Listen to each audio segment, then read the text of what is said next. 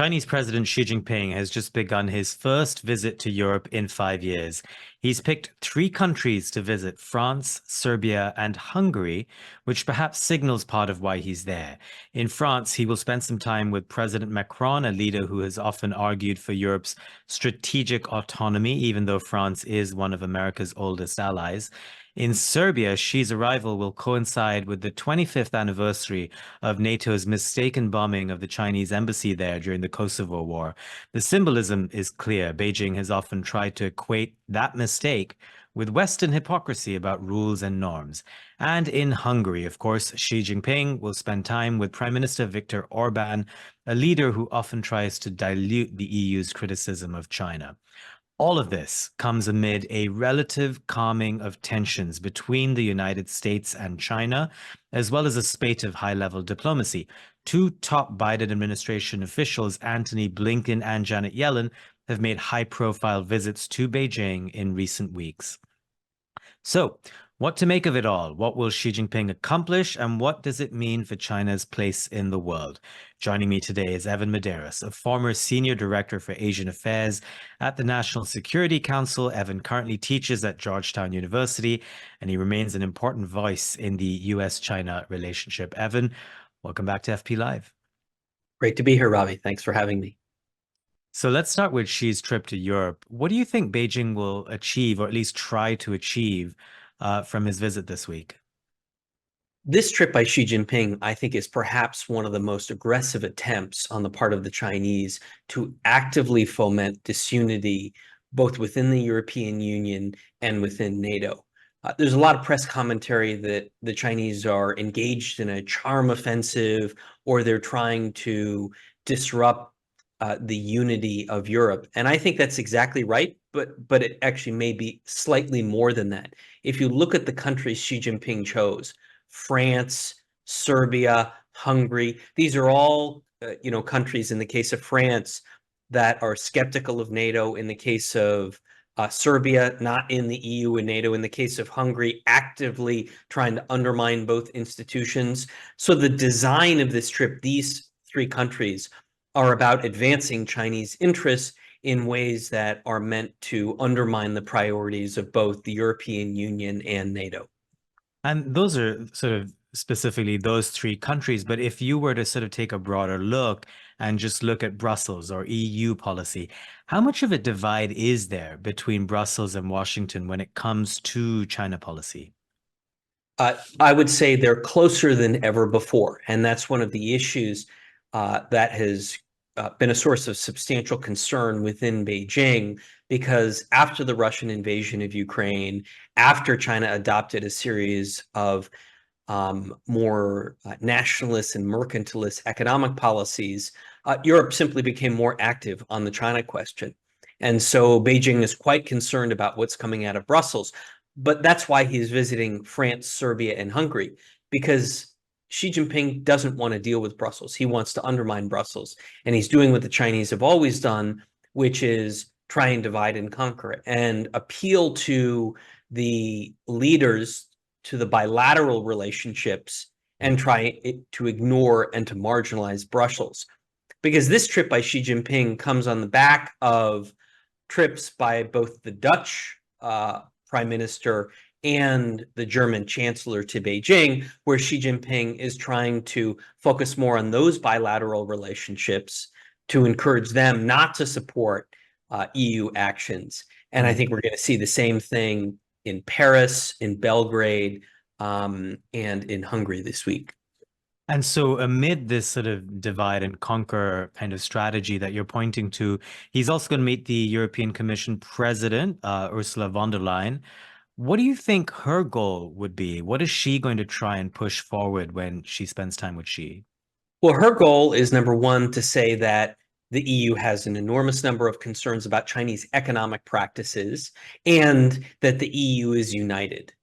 That's going to be her main goal. Now, of course, Macron on the security front, the questions of strategy are probably more aligned with the Chinese than with Washington, but on economic questions, France has really strongly backed a variety of EU actions, most specifically the recent anti-subsidies investigation on Chinese EV exports to the EU, which I'm hearing may actually result in tariffs. Macron's sort of a wild card in this whole mix, isn't he? I mean, he spoke to The Economist last week, and one thing that he continues to be angry at Washington about is the Biden administration's use of subsidies in key industries, the semiconductors, clean energy. And he said in the interview that the United States has stopped trying to get the Chinese to conform to the rules of international trade. In other words, he's saying that everyone seems to be playing this game of, prioritizing industrial policy and domestic champions with major subsidies. And some of what he's saying, I think, comes from a realization that Europe can't compete at the same level on subsidies. Do you think China is going to try and sort of exploit Macron's sense of anger about this? What is it trying to do here? Well, I think the reason why he began with France is precisely as you suggest, is that he feels like Macron is going to be a very welcome audience, that he can lean into Macron's strong sense of strategic autonomy, his concerns about both American economic practices and Macron's ambivalence about NATO, and lean into that in order to forge a relationship with France in which it continues to be a source or a break on perhaps EU actions and NATO actions of concern to China. I mean, I would note, for example, that France was one of the countries that opposed NATO opening an office in Tokyo several months ago. And so that's something that the Chinese, I think, warmly welcome. They look at Macron's speech just last week, where he basically said, France needs to double down, triple down on strategic autonomy, in large part because it faces a variety of threats. And Macron in his speech treated threats from China as just as equivalent as threats from the United States. Now, of course, in the back of Macron's thinking is, concern about Trump being reelected in November of this year. But for Xi Jinping, that's all strategic catnip. He can lean into all of that to actively foster disunity, again, within both the EU and NATO. How do you think China policymakers in the White House are looking at this week's meetings? How do you think in general they deal with someone like Macron who, is openly looking to sort of exploit divisions or try to find the best deal for France? Yeah, I think that they look at it with frustration, and it doesn't just begin. Washington's frustration does not just begin today or yesterday, I should say Sunday, when Xi Jinping arrived in France. Go back last week when Chancellor Scholz of Germany visited Beijing. I mean, he didn't talk about his approach was to focus on the Germany-China bilateral relationship. He didn't focus on the concerns stemming from the EU. He didn't talk about Chinese overcapacity. He pursued limited market access for, I'm told, beef and apples, and didn't spend a lot of time talking about Chinese support for the Russian war machine in Ukraine. So for Xi Jinping, this is just an open door opportunity to actively foment additional divisions. And of course, Washington views all of that with concern. For example, Xi Jinping is going to be in Belgrade, Serbia on May 7th, the 25th anniversary of NATO's accidental bombing of the Chinese embassy in Serbia in 1999 during the war in Kosovo. So Xi Jinping undoubtedly will use this as a platform to trash NATO. And that sort of argument, that line of thinking that the West or Western thought is full of, hypocrisy, that America and the West likes to profess certain norms and values, but then, this could be Exhibit A, the bombing in 1999, about not following those norms and values, or at least running afoul of them. That argument that China is trying to put forward, how popular is that argument in Europe? I think it has mixed reactions in Europe. There's some resonance within Western Europe, Central Europe, Eastern Europe, but I would say in the main, that's not what drives policymaking in capitals or in Brussels. You tend to see more resonance in the global South. But of course, it's there and it has an influence. And U.S. policy toward Israel, I think, is one of the recent examples that people point to, and that has undermined and challenged Biden administration diplomacy. But that's very different and that's very separate from the nature of the challenges that China poses, which is both immediate and long term. And what I would say is European concerns about China have converged more with Washington in recent years than ever before, largely as a function of China's own policy choices, their economic nationalism and mercantilism, and of course their support for the Russian war machine in its invasion of Ukraine. And so I think that tends to overwhelm the Chinese efforts to highlight American hypocrisy, for example. But of course, there is some resonance in Europe, and Americans need to take that very seriously and appreciate the costs associated with some of their foreign policy decisions. Mm. Now you bring up Russia, so let's talk about Ukraine. I'm wondering how much it will factor as a discussion point for Xi in Europe this week. I mean, Hungary's Orban, for example, has long tried to block European aid for Ukraine, but then Macron's on the other end of that spectrum. He's argued for putting French boots on the ground in Ukraine. How do you expect it to come up? What kind of pressure do you think European leaders might try to put on Xi Jinping in as much as support for Putin goes? Well, certainly leaders in Serbia and Hungary will not put any pressure on Xi Jinping. And as I mentioned, I think the visit to Serbia will be the opposite. It will provide Xi Jinping with a platform and an opportunity to point out the the dangers of NATO and the association with NATO. I think in France they will have that discussion, but the question is how hard is Macron going to be willing to push Xi Jinping? And I see no evidence that he's really going to be willing to push him terribly hard, or including doing things like threatening sanctions. I think where Macron leans into it with Xi Jinping is on the economic portfolio and questions of Chinese overcapacity and subsidies, etc. I think that's where Macron leads in, but I don't think he's going to really run at the Russia issue in a serious way. Mm. I want to zoom out a little bit now and get to the recent spate of U.S. diplomatic visits to China. So Secretary of State Antony Blinken was in Beijing last month. He met his counterpart Wang Yi. Both sides characterized the meeting as, quote, substantive and constructive. And then I was also struck by Xi's call for the relationship between the U.S. and China to be that between, quote, partners rather than adversaries. What do you make of all of that? Well, it's interesting to me that on the one hand, the structural challenges at the heart of the U.S.-China relationship are substantial and growing. The differences are big, and there's none of them, whether it's Chinese support for the Russian war machine or Chinese assertions in the South China Sea or macroeconomic policies that lead to industrial overcapacity in multiple different areas, or the Taiwan question. None of them are on the trajectory to being well managed, if not resolved. But yet both sides are bending over backwards to promote stability in the relationship and to promote the image of carefully managing this complex long-term strategic competition, even though the Chinese don't like that term. And so we're at this interesting moment where both sides are on their best behavior, but neither has any illusions about how challenging this relationship is and how it's only becoming more competitive.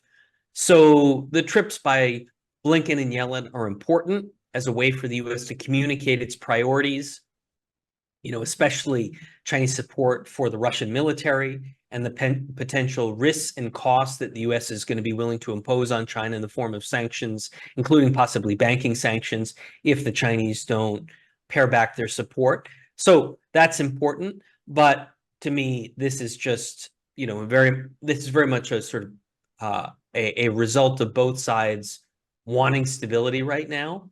But I don't take any reassurance from it that it's going to resolve any of the big issues in the relationship. If anything, it's just sort of kicking the can down the road. Mm. Just there's so many things in there to get into, but very quickly on Russia, it struck me that Blinken was quite open about this when he was in Beijing. He said that China was providing components that are powering Russia's brutal war of aggression. Those are his words, not mine. Um, does Washington have any leverage to really get Beijing to change what it's doing on that front? What was Blinken trying to accomplish by saying that publicly? He was trying to signal that this is a very high priority, perhaps the most important priority in the US-China relationship.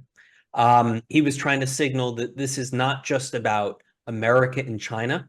This is also about European security. In other words, it implicates China's interests because war in Europe is problematic for China as well. And then Blinken tries to communicate, because the interests for the United States are both bilateral and regional in Europe, that the Americans are willing to impose sanctions on the Chinese, sort of impose some pain on them. And, I think the Chinese response was sort of a shrug of the shoulders. And I think Xi Jinping's visit to Europe this week, he's going to use it as an opportunity to demonstrate that China is managing well its relations with European countries, that European security is not at risk, and European leaders don't seem to be nearly as concerned as American leaders are. So in many ways, Xi's diplomacy is an effort to undercut or diminish the credibility of American arguments. So the U.S. has some leverage, but it really comes down to how much risk the U.S. is willing to take, how much pain is it willing to absorb in order to try and push China away from rebuilding the Russian defense industrial base. Again, divide and conquer, as you said. Zooming out a little bit further, what's your sense of the current temperature of the US-China relationship? I feel like this time last year, there were many of us who were worried about, the tensions between the two sides as escalating, potentially leading to all kinds of disastrous outcomes. Military to military communications were non-existent, which could have led to all kinds of problems in the high seas. And then we had the Biden-Xi meeting in San Francisco last November, which a lot of people seem to be attributing to a change in tone. What's your sense of now, 6 months on, how influential that meeting was and what it means for the broader trajectory? Well, that meeting for sure was consequential, because what it did was it stopped the free fall in the relationship and re-diverted the energies of both sides in a more productive direction. And that couldn't have happened without decisions by both Biden and Xi Jinping that they want to pursue a more stable relationship. I think they're doing it for different reasons. I think the Chinese in particular have a variety of domestic, economic, and political challenges, so they don't want a highly disruptive US-China relationship. So the meeting was important, and perhaps the best evidence of that, Ravi, is the fact that the Chinese opened up dialogue channels that have been closed for a long time, especially the sensitive military-to-military channels. And the Chinese agreed to help the Americans with one of the things that's of greatest importance to them, which is the Chinese exports of fentanyl precursors to countries that then make fentanyl, illegal fentanyl, and export it to the United States. And so right now, we're at the funny moment where, on the one hand, the sources of tension and competition in the relationship are hot. They're front burner, but yet both sides are doing their best. They're trying to keep the relationship on simmer. They're trying to manage these problems. But if we were to wake up tomorrow and there was a crisis in the US-China relationship, I wouldn't be remotely surprised. Wow. Slightly optimistic. Well, things could change on that front if there's a change in administration. And so I want to ask you about Matt Pottinger, he's a former top China official in the Trump administration. He's been in the news in the last week. He wrote an essay in Foreign Affairs recently with Mike Gallagher, and they said that the Biden administration's policy of, quote, managing competition was wrong, and that Washington should instead seek to win competition with China. And then in an interview with Fareed Zakaria on CNN, he seemed to go a step further, effectively calling for a US strategy that would lead to regime collapse in Beijing. What did you make of that? Well, I think pursuing regime change is an incredibly difficult thing to do. I don't know how we would bring it about. It's not clear to me why it's immediately in our interest, given the fact that China is the second largest economy in the world, and we don't know what would come after Xi Jinping. There's no apparent alternative power center in China. This sort of assumption on the part of Pottinger and Gallagher that a Jeffersonian democracy would emerge in the rubble of the CCP, to me, there's just not a lot of evidence for it. So you have to be very careful what kind of regime change you pursue, because the successor to the current regime sometimes could even be worse. But more importantly, I think that a challenge at the heart of the Pottinger-Gallagher argument is that none of our allies would follow us down the pathway that they prescribe. So the very strategy that they think will win the competition means that the United States, by pursuing that strategy, let's call it the winning strategy, we would lose all our partners and allies, none of whom are willing to run the risks or pay the costs associated with that highly confrontational approach. That's a really good point. And if Beijing is trying to divide and conquer right now, you can imagine that that would become much more acute in that kind of a scenario. But how do you think Beijing reads essays like that when they hear Matt Pottinger on CNN essentially saying that managed competition isn't good, that, ultimately would be nice if there was a different group in power in Beijing? How do you think Xi Jinping sees that? I mean, I think they see it for what it is, which is there's a range of views in the United States about the nature of the China challenge and what to do, that the debate has shifted to the right, and that they need to be very mindful of a change in political leadership in the United States could result in an even more competitive, if not confrontational, strategy going forward. So I think the Chinese know exactly what it is, and it concerns them.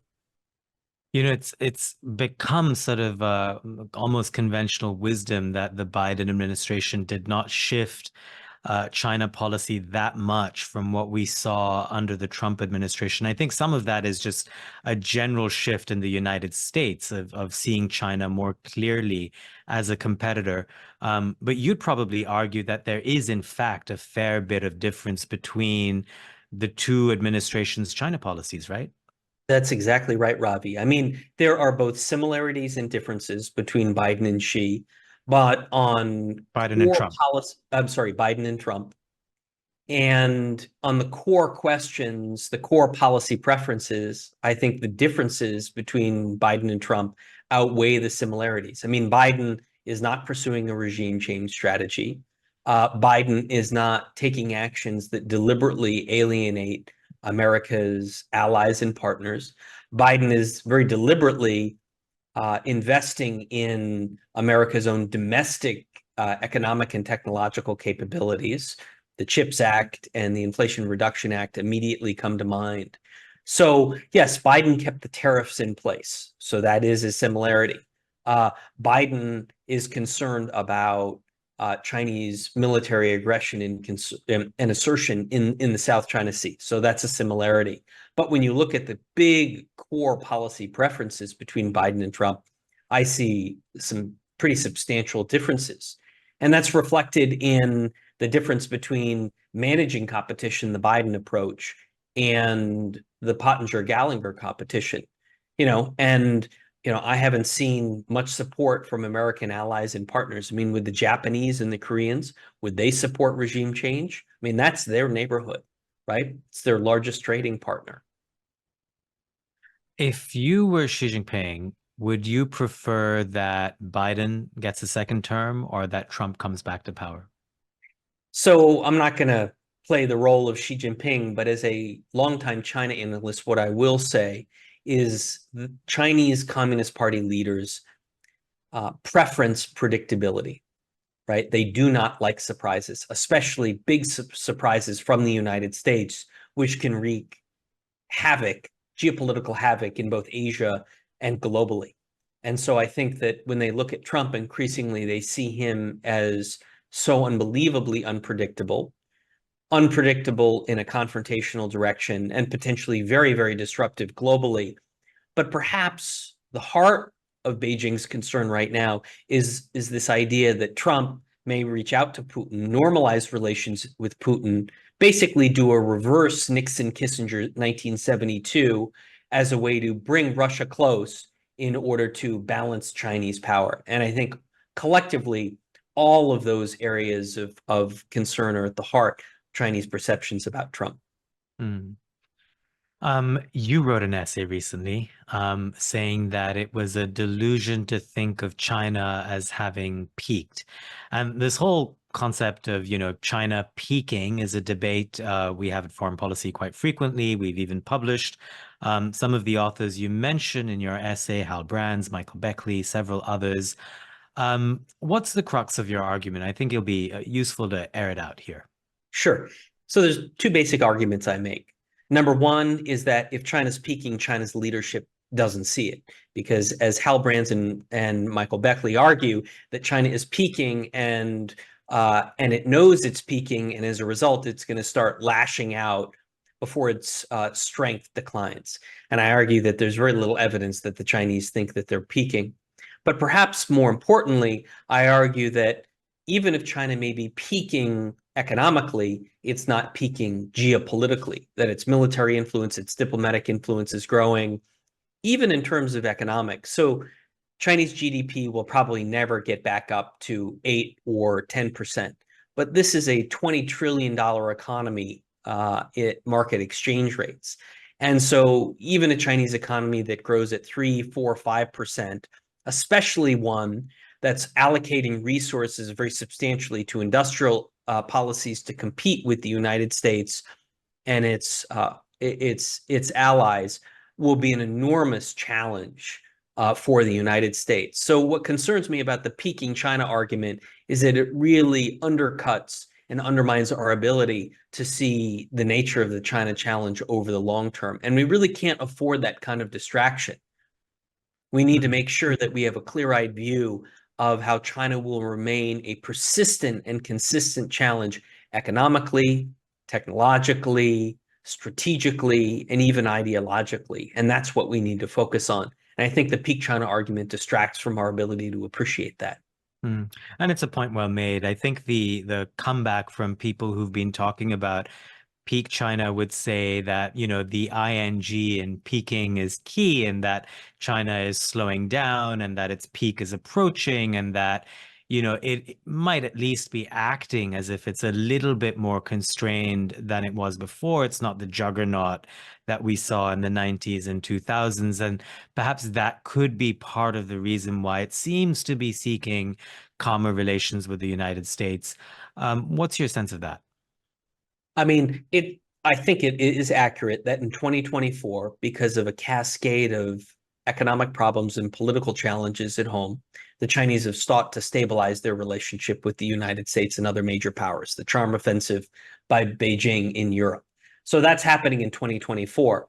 But beyond 2024, I think it's an open question. I think this is a short-term cyclical adjustment in Chinese foreign policy that's about creating the conditions for long-term technological superiority, long-term economic prosperity, and for the Chinese to position their military to accomplish all of its goals, Taiwan, South China Sea, etc. So temporary adjustment that's meant to suit a long-term strategy of regional preeminence. And let's look at what this means for US policy. So I think the question of whether China is peaking or not is important, in part because the answer to that question helps determine what the White House should do. And given what you're arguing, what do you think the Biden administration should be doing regarding China right now that it isn't currently?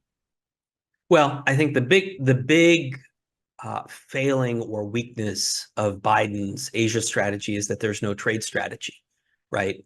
So for the United States to maintain geopolitical influence, especially in Asia, the United States needs to signal to countries all over the world that we're not just a strategic partner, a security partner, but we're a strong economic partner as well.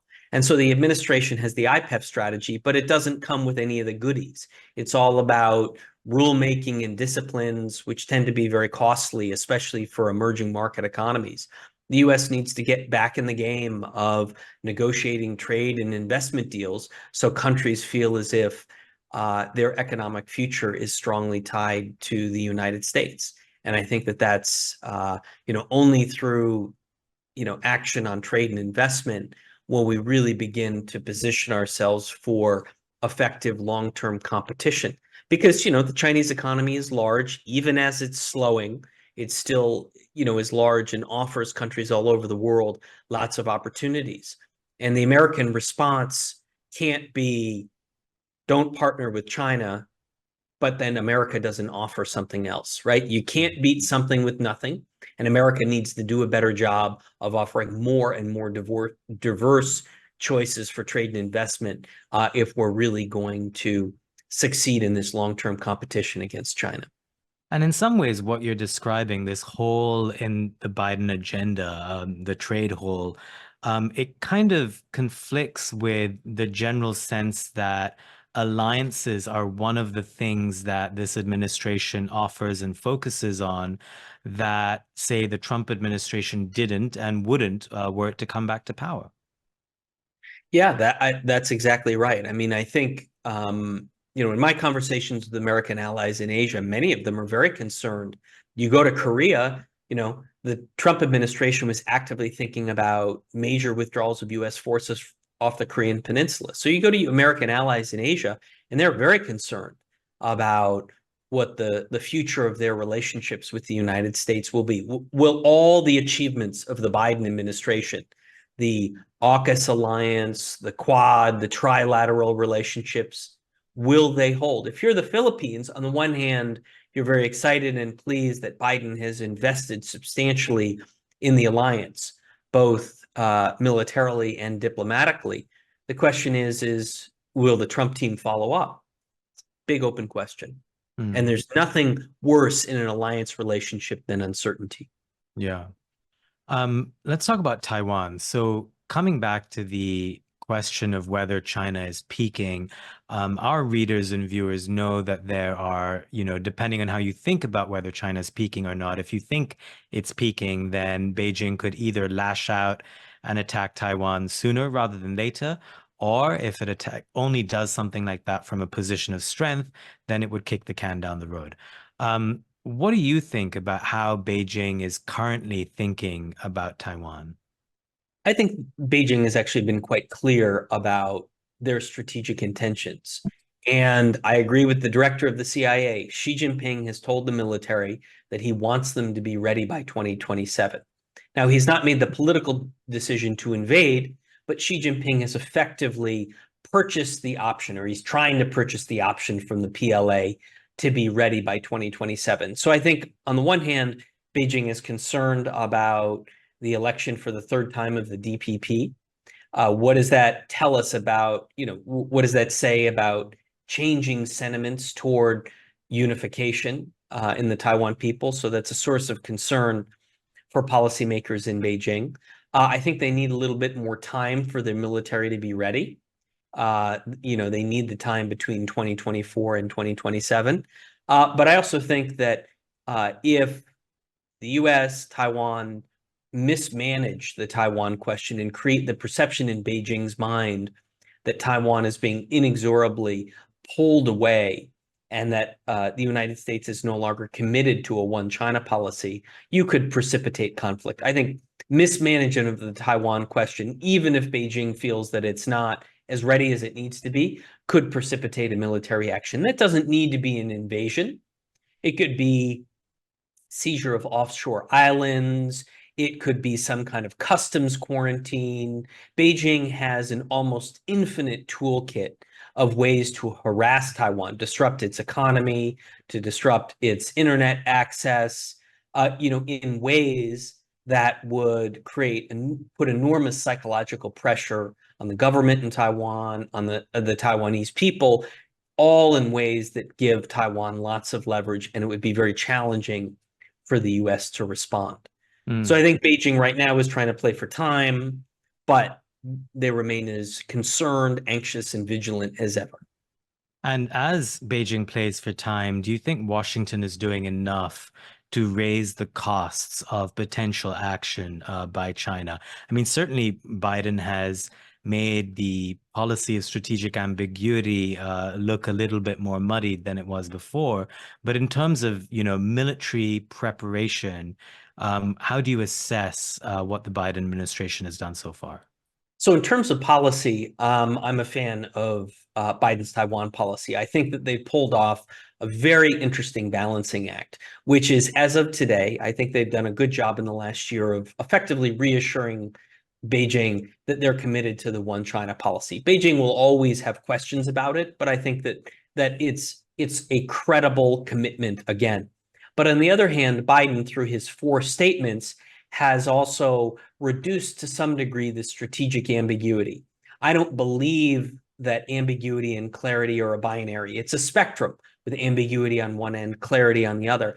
And I think Biden, through his 4 statements that he'll come to Taiwan's defense, have reduced a little bit of the ambiguity, which is probably a good thing. It's needed to bolster the credibility of America's military commitment to Taiwan, and and specifically to raise questions in China's mind about whether or not the U.S. would come to Taiwan's assistance. So I think, the Biden team has pulled off a careful balancing act. I'm not privy to all the military preparations that are done, but I think that now that the U.S. is out of Iraq and Afghanistan, the Defense Department calls China the pacing challenge. That all the armed forces in the U.S. are now reorienting their strategy, their doctrine, their force structure, their training, their education to, a China-like challenge. And I think that's important. I think the U.S. lost a lot of time, and so the military is probably trying to catch up in terms of rebuilding their force structure to prepare for a conflict over Taiwan. And there's probably just more work that needs to be done. America probably needs a bit more time to prepare for that kind of high-end contingency. Just one quick thing there. You mentioned the 4 statements by Biden. This is when he said that, America would come to Taiwan's defense Correct. in the event of a Chinese invasion. There's a general sense that those were gaffes, but you're making it seem as if they were carefully managed statements. I mean, I don't know if all of them were carefully managed statements, but anytime a president does anything 4 times, even Joe Biden, I think it's a pretty deliberate policy choice. The way the Taiwans talk about it is, even if it was a gaffe, it tells us what's truly in his heart. And if you're Beijing, how do you ignore something like that? My view is that there's a distinction between the one China policy on the one hand and strategic ambiguity on the other. They're related, but they're different things. And I think by reinforcing America's commitment to the one China policy, but pulling a little bit away from ambiguity, moving on the spectrum from ambiguity to clarity, while not fully embracing clarity, has actually been stabilizing for cross-strait relations. But I think it's important to recognize, Ravi, that we're within a few weeks of the inauguration speech of the new president of Taiwan, Lai Ching-te. And that speech will be important, right? It will determine whether or not the Taiwan issue starts to become an area of crisis again, or we can continue to manage it. And it really comes down to what the new president says about how he's going to approach the cross-strait issue. What words is he going to use? Does he use effectively, essentially the same formula as his predecessor, Tsai Ing-wen, or does he try to do something different? And how does Beijing react? Last point on this, Ravi, it's important to keep in mind that even when the first DPP president, Chen Shui-bian, who was elected in 2000, even though he's sort of well known as the troublemaker of Taiwan Straits, basically for his first 2 years of office, things were relatively stable. And then his posture toward Beijing, toward Washington, started to radicalize. And we can't rule that out as a possible pathway that the new president of Taiwan would go on. So we just have to sort of be very aware of how complicated this is for all three sides. Let me take a couple of subscriber questions. Tana Yeah. Mali asks how China is viewing the Middle East right now, especially in light of the war in Gaza. So I think the Chinese are very concerned about disruptions in the Middle East. It's the region of greatest oil and gas imports for China. So it's a region of both economic and geopolitical importance. But the Chinese are really trying to stay out of it. I mean, they've called for a two-state solution. They've basically taken a principled position, but they play no role in trying to broker any kind of solution. So for the Chinese, they sort of stay on the sidelines, keep their head down, stick to a principled position, and hope this passes as quickly as possible.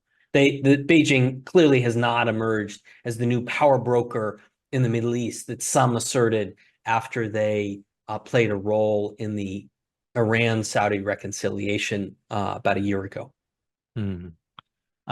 Almost linked to that, Andrew Whiting wants to know if the West generally misunderstands what China wants. And he goes on to say, in other words, is it merely a once great power that wants to be great again and respected, like Turkey? Or does it pose a genuine threat to I think he means the West's, prosperity and way of life? I think it's a little bit of both. I mean, as a long-term China specialist, I think we understand China now better than ever before, in part because the sort of touch points, the points of interaction that the international community have with Chinese leaders, with the Chinese Communist Party, with the Chinese economy is greater than ever before, Ravi, right? The sort of footprints that the Chinese leave about what their policy preferences are, how they're going to implement them, are substantial. So I think we actually have a very good idea of what China wants. And that's one of the reasons why tension has been growing, because China is so big, but it's so focused on its interests without assessing the implications for the rest of the world. And that's what has led to this increasingly competitive relationship between the global West on the one hand and the global East. What concerns me most is China's creeping alignment with Russia, Iran, and North Korea. Last question. This one's from Verena Zile. It takes us back to where we began this conversation, Xi Jinping in Europe. And she's wondering how much of the visit this week is motivated by a likely Trump presidency. And more broadly, in the coming months, how much does the return of Trump play into the US-China relationship and Chinese policymaking? I think it plays a big role, especially with Xi's diplomacy in Europe, because the uncertainty, the anxiety that a potential Trump presidency presents to European leaders, especially NATO members, is the backdrop for why many leaders like Macron are sort of trying to carefully balance their relationship with the United States and their relationship with China. So the possibility of a Trump presidency provides a very permissive environment for Xi to run his divide and conquer campaign. And that's why I think he picked 3 countries in Europe this week that will have greatest resonance with what China has to offer. And the criticisms of Beijing, frankly, are going to be relatively modest. And Xi Jinping is very unlikely to face much pressure over his support for Russia in particular.